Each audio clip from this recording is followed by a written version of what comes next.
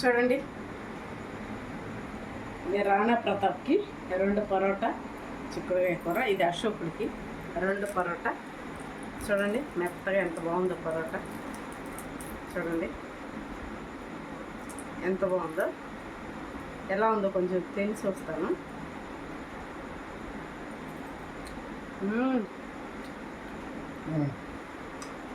Taste అయితే అదుపుంది. చిక్కుడుకాయ curry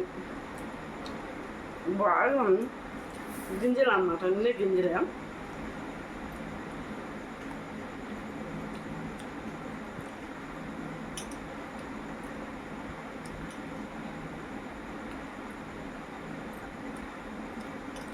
taste అయితే మామూలుగా లేదండి, నిజంగా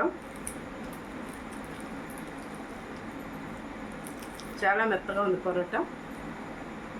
ప్లస్ ఈ కాంబినేషన్ అదిరిపోయింది. అశోకులు తింటేస్తాం చేస్తుంది.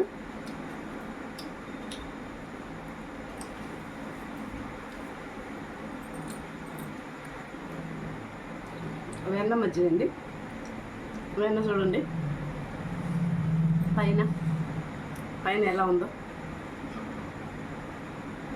వెన్న అంతా పేరుకుపోయింది. టేస్ట్ సూపర్గా ఉంటాయి మజ్జిగ. ఆ పరోటా తినిపించేసి సిరప్ గ్లాసు మజ్జిగ తాగిస్తాను అనమాట. ఓకే